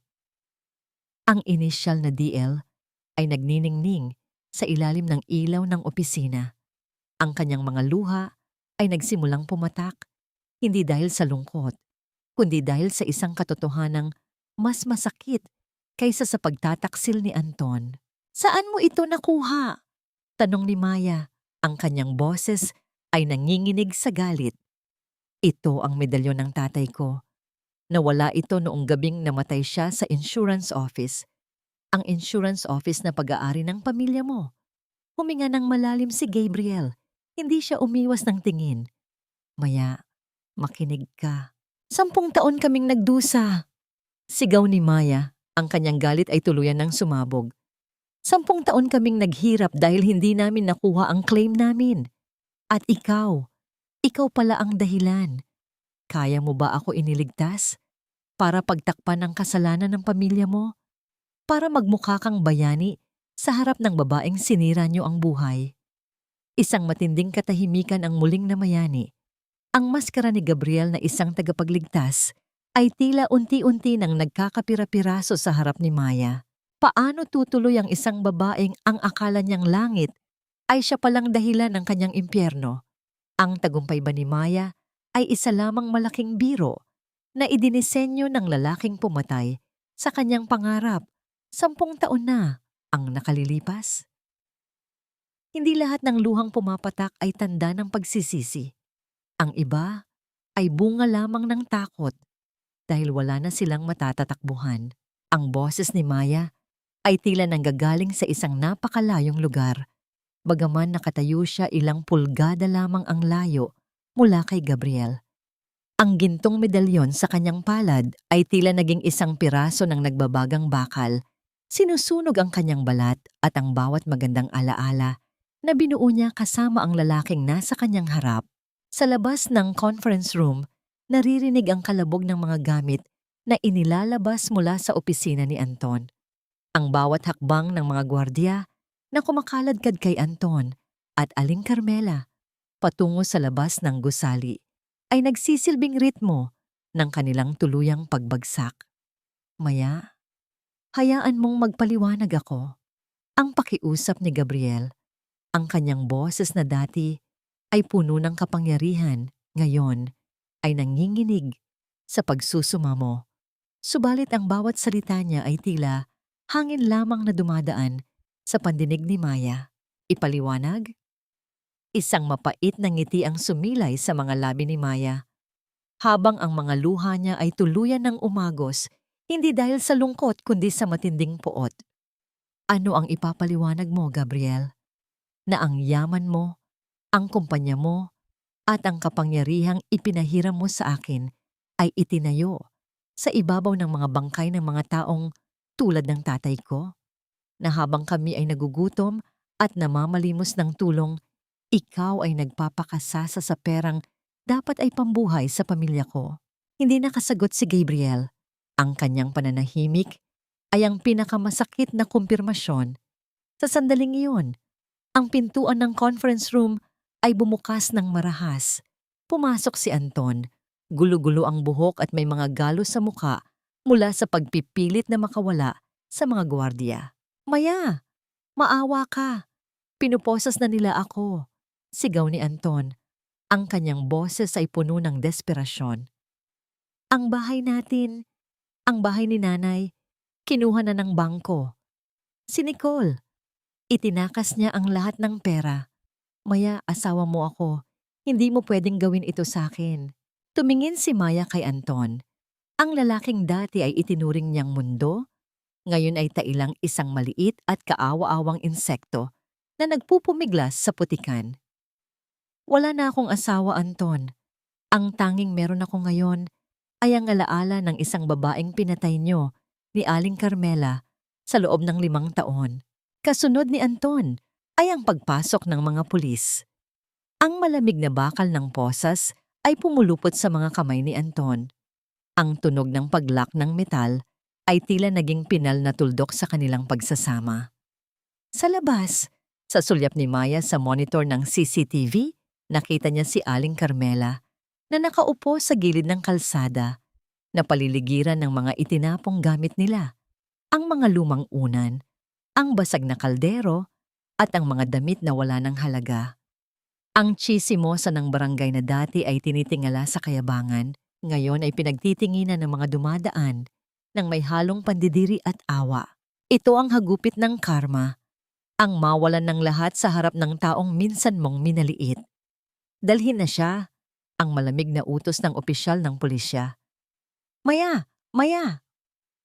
Ang sigaw ni Anton ay umaling-awngaw sa hallway hanggang sa tuluyan siyang mailabas ng gusali. Nang muling bumalik ang katahimikan, hinarap ni Maya si Gabriel. Ang kanyang mga mata ay tila dalawang nagniningas na uli.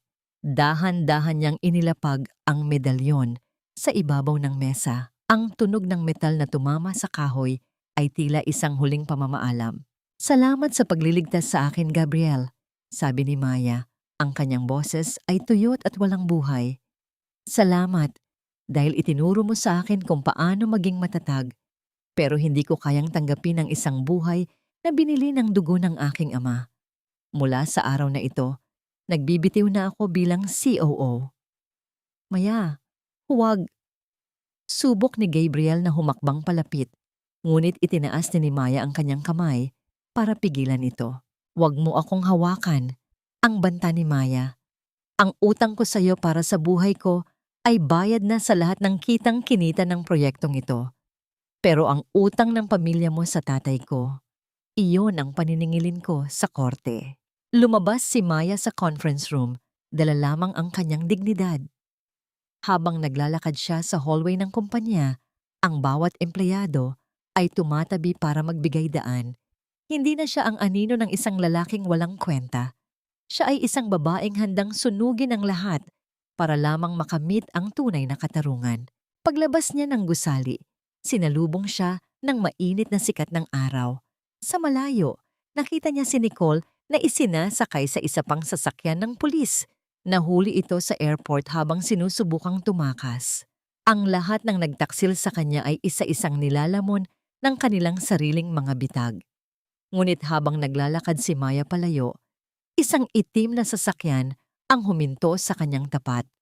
Bumukas ang bintana at isang matandang lalaki na may seryosong muka ang tumingin sa kanya. Miss Maya Laurel, ako ang dating abogado ng iyong ama, sabi ng matanda. May iniwan siyang isang liham na maari lamang ibigay sa iyo kapag nakamit mo na ang iyong tagumpay. Ang liham na ito ay hindi tungkol sa insurance, kundi tungkol sa tunay mong pagkakakilanlan. Napatigil si Maya. Ang kanyang paghinga ay tila muling naging mabigat. Sa gitna ng kanyang pagkapanalo, may isa pa palang mas malalim na lihim na nakatago sa ilalim ng mga abo ng kanyang nakaraan. Sino ba talaga si Maya Laurel?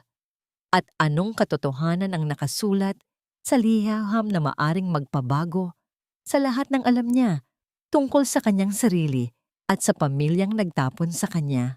Ang katotohanan ay parang gamot, mapait lunukin, pero ito lang ang makakapagpagaling sa sugat na matagal nang nagnanaknak sa iyong pagkatao. Dahan-dahang kinuha ni Maya ang lumang sobre mula sa kamay ni Attorney Valdez.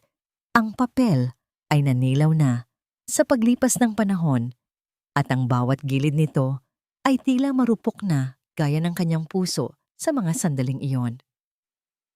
Sa kabilang panig, nakatayo pa rin si Gabriel, Ang kanyang anyo ay tila isang rebulto ng pagsisisi sa ilalim ng nagbabagang sikat ng araw. Ang lahat ng karangyaan ng kumpanya sa kanyang likuran ay tila nawalan ng ningning sa harap ng isang maliit na pirasong papel. Maya, pakiusap, makinig ka muna sa akin. Ang boses ni Gabriel ay basag, malayo sa mapangyarihang CEO na kilala ng lahat. Hindi ko nalaman ang tungkol sa medalyon at sa ginawa ni Papa hanggang sa magsimula kang magtrabaho sa akin. Iniligtas kita dahil gusto kong itama ang lahat. Humarap si Maya sa kanya. Ang kanyang mga mata ay punong-puno ng pagkadismaya. Itama ang lahat? Sa pamamagitan ng pagbibigay sa akin ng trabaho? Sa pamamagitan ng pagpaparamdam sa akin na may halaga ako habang itinatago mo na ang pamilya mo, ang dahilan kung bakit namatay ang tatay ko sa hirap. Ang bawat tulong mo, Gabriel, ay tila isang suhol para sa iyong konsensya. At ang masakit, hinayaan kong mahulog ang loob ko sa taong pumatay sa mga pangarap ng pamilya ko. Hindi na hinintay ni Maya ang sagot ni Gabriel. Tumalikod siya at sumakay sa sasakyan ni Attorney Valdez. Iniwan ang lalaking naging sandigan niya sa nakaraang mga buwan. Sa loob ng sasakyan, ang katahimikan ay tila isang mabigat na kumot na bumabalot sa kanya. Pinagmamasdan niya ang medalyon sa kanyang palad, ang inisyal na DL, na tila nagpapaalala sa kanya ng mga gabing umiiyak ang kanyang ina dahil sa kawalan ng pambili ng bigas. Saan tayo pupunta, Miss Maya? Tanong ng abogado. Sa sementeryo, Attorney Valdez. Gusto kong basahin ito sa harap ng tatay ko. Pagdating sa himlayan ng kanyang ama, ang paligid ay tahimik, maliban sa mahinang ihip ng hangin na nagpapasayaw sa mga damo. Umupo si Maya sa tabi ng puntod, dahan-dahang binuksan ng sobre at binasa ang sulat kamay ng kanyang ama. Para sa aking bunsong Maya, panimula ng sulat. Kung nababasa mo ito, marahil ay wala na ako sa tabi mo. Patawarin mo ako kung tila iniwan ko kayong walang anuman. Pero gusto kong malaman mo na ang kumpanyang Montenegro Insurance ay hindi lang pag-aari ng mga Montenegro. Ako at si Senior Montenegro ay magkasosyo noon. Ang ideya ng proteksyon para sa mahihirap ay galing sa akin. Pero nang magkasakit ako, ginamit niya ang aking kahinaan para pekein ang aking mga pirma at itakwil ang aming kasunduan. Ang insurance claim na hindi niyo makuha ay hindi dahil sa technical na problema, kundi dahil ito ang huling paraan niya para burahin ang pangalan ko sa kumpanya. Nabitawan ni Maya ang sulat. Ang kanyang buong katawan ay nanginginig sa matinding galit at pait. Ang kumpanyang pinaglingkuran niya ng buong tapat, ang kumpanyang nagbigay sa kanya ng kapangyarihan, ay ang mismong kumpanyang ninakaw mula sa kanyang ama. Hindi lang siya isang empleyado, siya ang nararapat na tagapagmana ng kalahati ng imperyong yon. Maya, isang boses ang tumawag sa kanya mula sa likuran. Si Gabriel. Sinundan siya nito. Ngunit sa halip na lumapit ng may pagmamayabang, lumuhod si Gabriel sa tapat ng puntod ng ama ni Maya. Inilapag niya ang isang asul na folder sa ibabaw ng marmol. Narito ang lahat, Maya. Bulong ni Gabriel. Hindi tumitingin sa kanya. Ang orihinal na kasunduan ng tatay mo at ng tatay ko. Nahanap ko ito sa lihim na vault ni Papa bago siya pumanaw. Handa akong ibigay sa iyo ang kalahati ng kumpanya. Handa akong harapin ang anumang demanda na isasampa mo. Hindi kita iniligtas para pagtakpan ng krimen. Iniligtas kita dahil ikaw lang ang may karapatang humawak sa legacy na ninakaw sa pamilya mo. Tumingin si Maya kay Gabriel. Nakita niya ang katapatan sa mga mata nito, ang sakit na nararamdaman nito sa pagtataksil ng sariling ama. Isang komplikadong emosyon ang namayani sa pagitan nila. Ang kilig ng isang pusong gustong magmahal at ang puot ng isang anak na naghahanap ng katarungan. Akala mo ba ay sapat na ang kalahati ng kumpanya para mabayaran ng 10 taon naming paghihirap? Tanong ni Maya. Ang boses ay puno ng kapangyarihan. Akala mo ba ay mabubura niyan ang bawat gabing nagugutom kami habang ang pamilya mo ay nagpapakasasa sa yaman? Hindi, Maya. Hindi ito pambayad. Ito ay simula ng pagtatama, sagot ni Gabriel. Gawin mo ang gusto mo sa akin.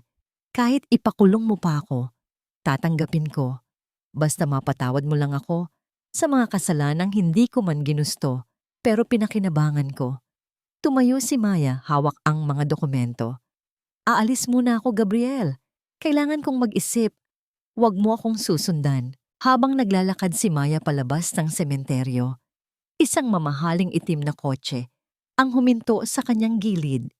Bumaba ang bintana at isang babaeng may matapang na hitsura, suot ang malalaking shades, ang tumingin sa kanya. Siya si Elena, ang nakatatandang kapatid ni Gabriel at ang tunay na kalaban ni Maya sa loob ng kumpanya. Huwag kang magpapaniwala sa mga luha ng kapatid ko, Maya, sabi ni Elena nang may halong pangungutya. Binibigyan ka lang niya ng mga dokumentong yan para hindi mo makuha ang buong kumpanya. Kung gusto mo ng tunay na paghihiganti, sumama ka sa akin. Sisiguraduhin nating walang matitira sa mga Montenegro, kasama na si Gabriel. Napatigil si Maya. Ang katarungan ay nasa kanyang harap, pero ang presyo nito ay ang tuluyang pagdurog sa lalaking unti-unti na niyang minamahal. Sino ang paniniwalaan niya? Ang lalaking nagligtas sa kanya pero may madilim na nakaraan?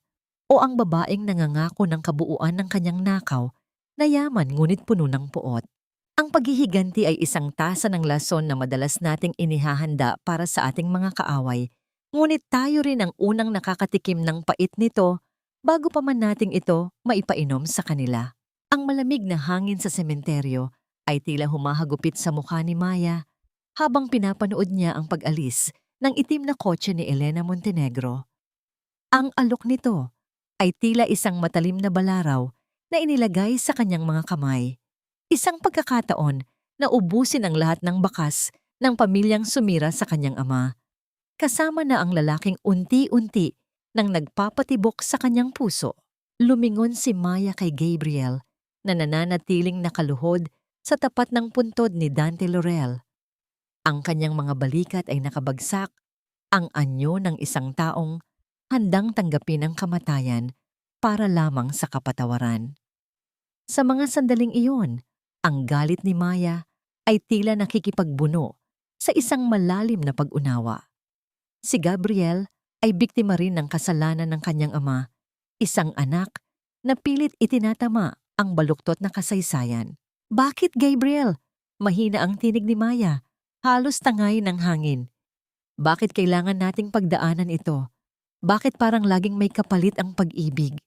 Hindi agad sumagot si Gabriel. Sa halip, kinuha niya ang gintong medalyon at maingat na ipinatong sa ibabaw ng asul na folder. Dahil ang tunay na pag-ibig, Maya, tahimik niyang wika, marunong magparaya. Kung ang paglayo ko ang magbibigay sa iyo ng kapayapaan, handa akong umalis. Tumalikod si Maya at naglakad palayo. Hindi niya kayang tingnan ang mukha ni Gabriel nang hindi naaalala ang liham ng kanyang ama.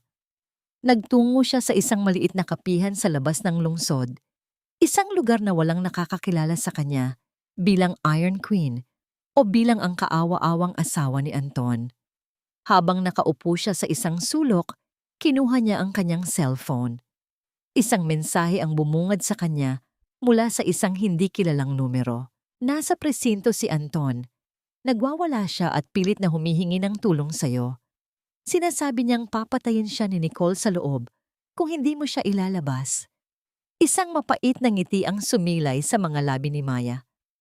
Ang karma ay tila isang asong baliw na hindi tumitigil sa pagkagat hanggang sa wala nang matira sa biktima nito. Ngunit sa halip na matuwa, nakaramdam si Maya ng pagod. Ang serye ng mga trahedya ay tila isang tanikala na ayaw siyang pakawalan. Sa kabilang panig, si Elena Montenegro ay hindi nag-aaksaya ng panahon.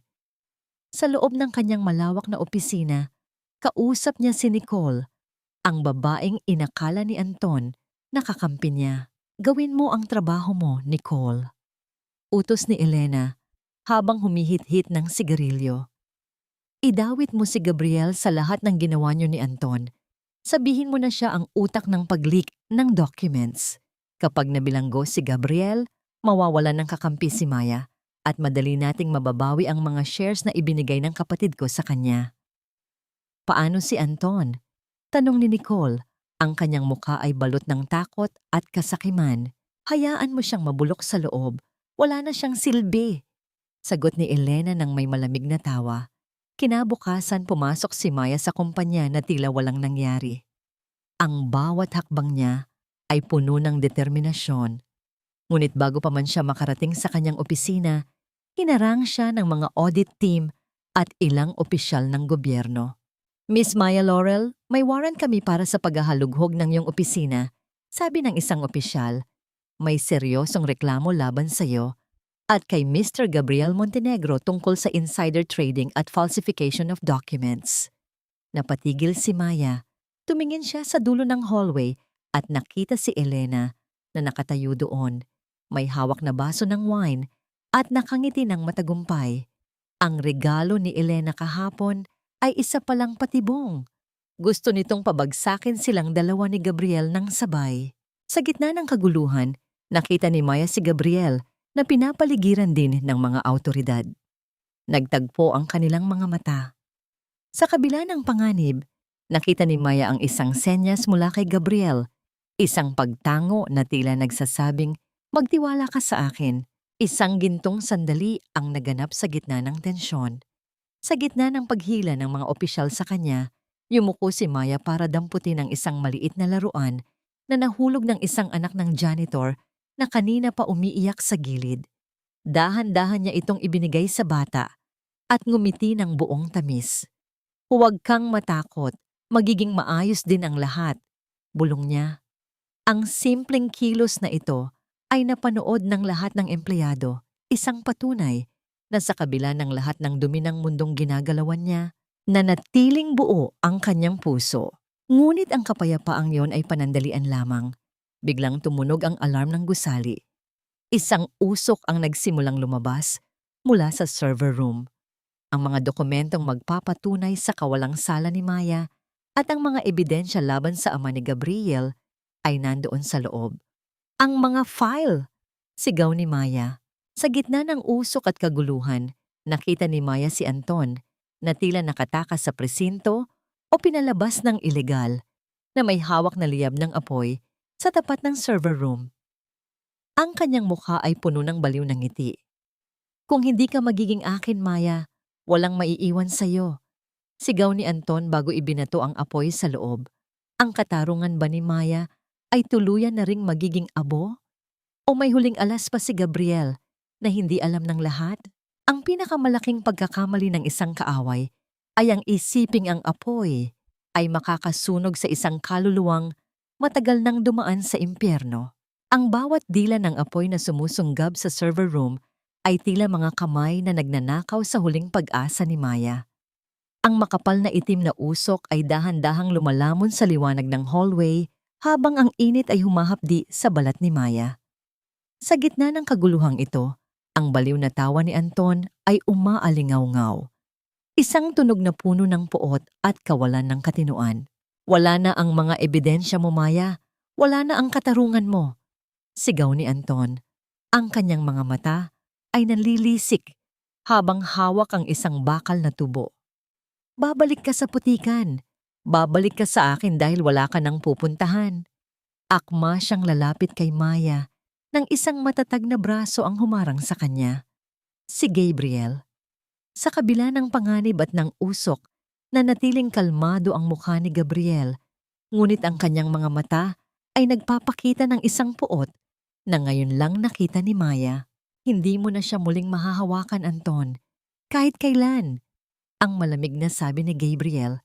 Sa isang mabilis na galaw, iniwasan niya ang paghampas ni Anton at itinulak ito palayo kay Maya. Maya, tumakbo ka na sa labas. Ipapalabas ko ang mga tao. Hindi, Gabriel. Ang mga file. Ang legacy ng tatay ko. Ang pagmamakaawa ni Maya, ang kanyang mga luha, ay mabilis na natutuyo dahil sa init. Magtiwala ka sa akin, Maya. Umalis ka na rito.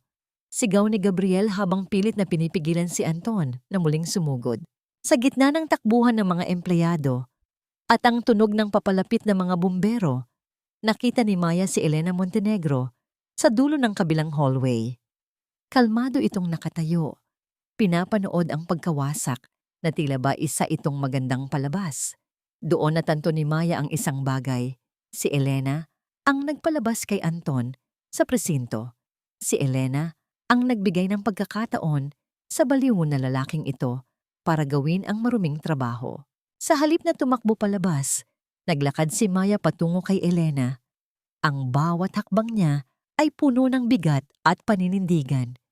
Nang magtapat sila, hindi natinag si Maya sa mapang-uyam ng ngiti ng babae. "You lost, Maya," bulong ni Elena. Sabay hit-hit sa kanyang sigarilyo habang ang usok ng sunog ay nasa paligid nila. Ang mga dokumentong magpapatunay na ikaw ang tagapagmana, abo na. Ang ebidensya laban sa amin, abo na rin. You are nothing but a commoner again. Isang gintong sandali ang naganap nang huminto ang isang maliit na bata, ang anak ng janitor na nawala sa kaguluhan. Sa pagitan nila, umiiyak at takot na takot sa usok. Nang walang pag-aalinlangan, binuhat ni Maya ang bata at hinarap si Elena. "Mali ka, Elena. Ang katarungan ay hindi nakadepende sa papel. Nakadepende ito sa katotohanan. At ang katotohanan ay alam na ng lahat." "Anong sinasabi mo?" Ang pagkunot ng noo ni Elena. "Gabriel is a master architect, Elena. Sa tingin mo ba ay hahayaan niyang ang tanging kopya ng katotohanan ay nasa loob ng kwartong yan?" Ngumiti si Maya ng may halong pait at tagumpay. Bago pa man magsimula ang sunog, lahat ng data ay na-upload na sa isang cloud server na tanging ako at si Gabriel lang ang may access. Ang sinunog mo ay mga dummy files lamang. Ang mukha ni Elena ay biglang namutla. Ang sigarilyo sa kanyang kamay ay nahulog sa sahig. Sa mga sandaling iyon, ang mga bumbero at pulis ay nakapasok na sa gusali. Nakita ni Maya si Gabriel na lumalabas mula sa usok. Bit-bit ang isang nanghihinang Anton na tuluyan ng nawalan ng malay dahil sa usok. "Laban na ito para sa kinabukasan, Elena," sabi ni Maya habang ibinibigay ang bata sa isang bumbero. "At sa laban na ito, ikaw ang tuluyang mauubos." Ngunit habang papalabas sila ng gusali, isang huling twist ang naghihintay. Isang itim na sasakyan ang huminto sa harap ni Maya at bumaba ang isang babaeng matagal nang nawala sa eksena. Si Nicole, ngunit hindi siya mukhang takas. May hawak siyang isang recorder at isang folder na may tatak ng National Bureau of Investigation. "Maya, wait!" tawag ni Nicole. "Huwag kang maniwala kay Gabriel. Hindi siya ang nag-upload ng files. Ako ang gumawa niyon para iligtas ang sarili ko. At may isang bagay pa siyang itinatago sa'yo tungkol sa gabi ng operasyon mo." Napatigil si Maya. Tiningnan niya si Gabriel na papalapit sa kanya. Ang mukha nito ay bakas ng pagod at sugat. Isang huling dangling mystery ang bumitay sa hangin. Ano ang itinatago ni Gabriel tungkol sa kanyang operasyon? At bakit biglang nagpakita si Nicole para maging tila isang kakampi? Ang katarungan ba ay malapit na? O isa na namang panibagong bitag ang nakahanda para kay Maya? Ang pinakamataas na anyo ng katarungan ay hindi ang makitang nagdurusa ang iyong mga kaaway, kundi ang makitang wala na silang kapangyarihan na saktan ka pang muli. Tumayo si Maya sa gitna ng nagbabagang abo ng gusali. Ang kanyang puting blazer ay may bahid na ng uling at dumi. Ngunit ang kanyang anyo ay tila mas nagniningning pa kaysa sa anumang brilyante.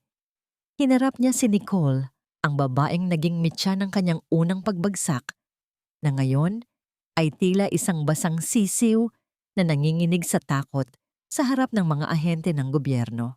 "Ano ang sinasabi mo, Nicole?" tanong ni Maya. Ang kanyang boses ay kalmado, ngunit may awtoridad na hindi matatawaran. "Anong tungkol sa operasyon ko?" Tumingin si Nicole kay Gabriel ng may halong puot at inggit. "Ang akala mo ba ay milagro ang nangyari noong gabing kailangan mo ng operasyon, na biglang nagkaroon ng anonymous donor para sa iyong gastusin?" Isang mapait na tawa ang pinakawalan ni Nicole. Si Gabriel ang nagbayad ng lahat, Maya. Pero hindi lang iyon. Ibinenta niya ang huling ari-arian ng kanyang ina, ang lupang tanging alaala niya rito, para lang matiyak na mabubuhay ka. Pero itinago niya ito sa'yo dahil alam niyang hindi mo tatanggapin ang tulong mula sa isang Montenegro. Napatigil si Maya. Lumingon siya kay Gabriel na noon ay nakatungo. Hindi makatingin ng diretso. Ang bawat sakripisyo ni Gabriel ay tila isa-isang nabubunyag. Isang pag-ibig na tahimik, hindi humihingi ng kapalit, at handang magpakaaba para lamang sa kanyang kaligtasan. Gabriel, totoo ba ito? Bulong ni Maya. Maya, ang tanging mahalaga noon ay ang mabuhay ka. Mahinang sagot ni Gabriel. Hindi ko gustong maging utang na loob ang pag-ibig ko. Gusto kong mahalin mo ako. Dahil sa kung sino ako, hindi dahil sa nailigtas kita. Sa gitna ng emosyonal na tagpong ito, ang mga pulis ay dahan-dahang pinaligiran sina Elena at Anton. Si Elena, na dati ay reyna ng kumpanya, ngayon ay nakaposas na habang pilit na itinatago ang kanyang mukha. Si Anton naman ay tila tuluyan nang nawala sa sariling katinoan. Paulit-ulit na binubulong ang pangalan ni Maya habang isinasakay sa sasakyan ng pulis. Ang lalaking dati ay itinuring na haligi ng tahanan. Ngayon ay isa ng guhong pader na wala ng silbi. Isang golden moment ang naganap nang lumapit ang ina ni Maya na kanina pa pala naroon sa gilid at niyakap ang kanyang anak ng mahigpit. Tapos na Maya, malaya ka na, sabi ng matanda habang umiiyak.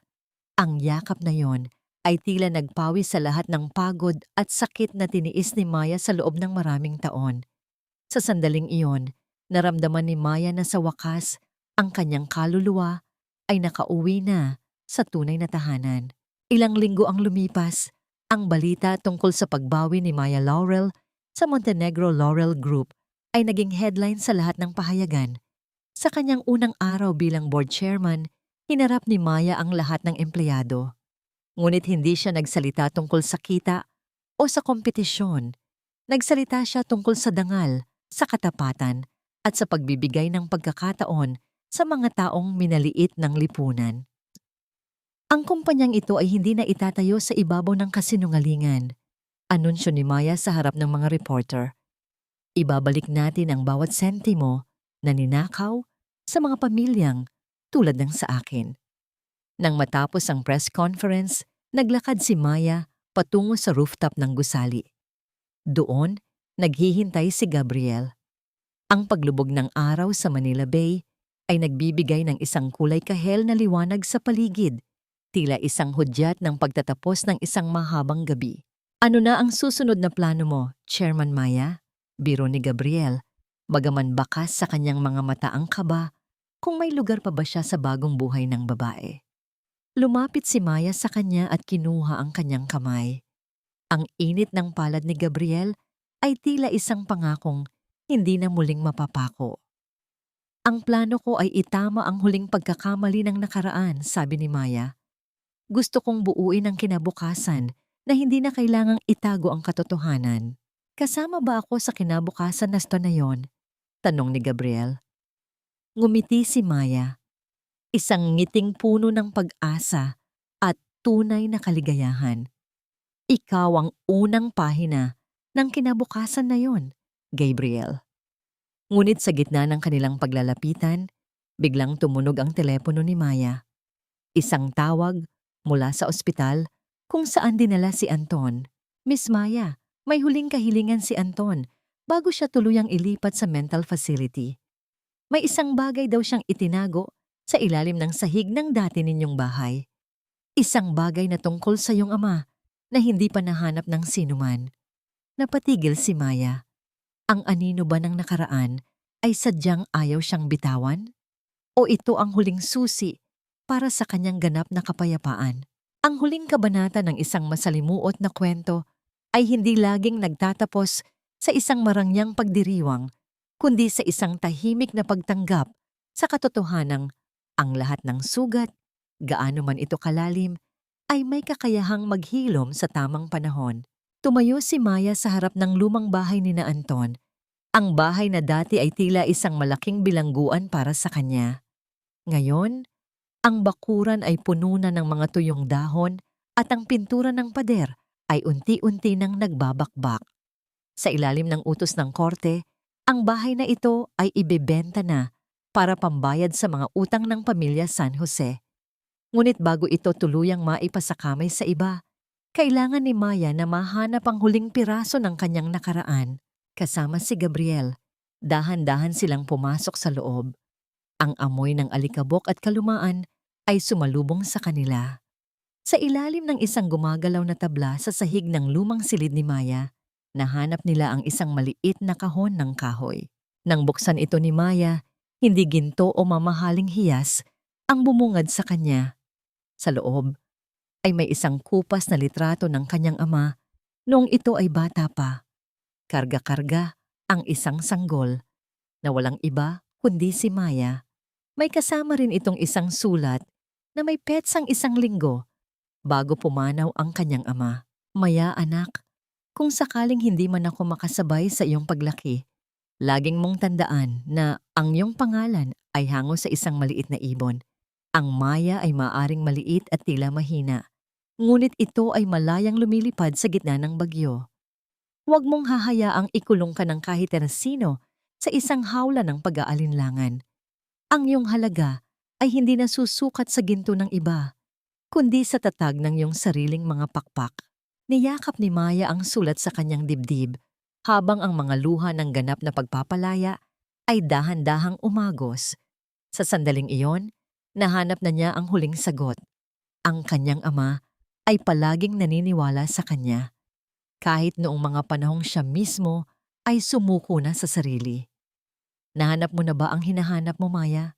Mahinang tanong ni Gabriel habang nakatayo sa likuran niya. Tila isang anino ng proteksyon na hindi kailanman lumayo. Higit pa sa inaasahan ko, Gabriel. Sagot ni Maya. Hinarap niya ang lalaki ng may ngiting puno ng kapayapaan. Nahanap ko na ang aking sarili. Paglabas nila ng bahay na daanan nila ang mental facility kung saan dinala si Anton. Sa malayo nakita ni Maya si Anton na nakaupo sa isang bench na katitig sa kawalan at tila may kinakausap na hangin. Wala na ang galit sa puso ni Maya, tanging isang malalim na habag na lang ang natitira. Pinatawad na niya si Anton, hindi dahil karapat-dapat ito sa kapatawaran, kundi dahil ayaw na ni Maya na bitbitin ang bigat ng puot sa kanyang paglalakbay. Si Aling Carmela naman ay nanatili sa isang maliit na charity ward ng gobyerno, mag-isa at walang dumadalaw. Ang tsisimosa ng barangay ay tuluyan ng nalimutan ng mundo, isang mapait na paalala na ang kasamaan at kayabangan ay walang matatag na pundasyon. Ilang buwan matapos ang lahat, itinatag ni Maya ang Dante Laurel Foundation, isang organisasyong naglalayong tulungan ang mga kababaihang biktima ng domestic abuse at mga manggagawang minaliit at inabuso ng kanilang mga kumpanya. Hindi na siya kilala bilang ang babaeng iniwan, kundi bilang ang babaeng nagbangon mula sa abo. Sa isang hardin na puno ng mga namumukadkad na bulaklak, nakaupo sina Maya at Gabriel, pinapanood ang mga bata na naglalaro sa malayo. Ang katahimikan sa pagitan nila ay hindi na puno ng misteryo o pag-aalinlangan, kundi ng isang malalim na pag-unawa at pagmamahal. Gabriel, salamat, bulong ni Maya habang nakasandal ang kanyang ulo sa balikat ng lalaki. Para saan? Para sa paghihintay, para sa paniniwalang may reyna sa loob ng isang basag na babae, at para sa pagtuturo sa akin na ang pag-ibig ay hindi dapat masakit. Hinawakan ni Gabriel ang kamay ni Maya at hinalikan ito ng buong lambing. Ang pag-ibig ay hindi nagtuturo, Maya. Ang pag-ibig ay sumasabay lamang sa iyong paglipad at hinding-hindi ko nahahayaang mapagod ang iyong mga pakpak. Sa gitna ng dapit hapon, isang maliit na ibon ang lumipad paitaas mula sa isang sanga, malayang-malaya, sa ilalim ng malawak na kalangitan. At sa bawat pag-aspas ng pakpak nito, tila binubulong ng hangin ang tagumpay ng isang kaluluwang nahanap ang kanyang tunay na halaga.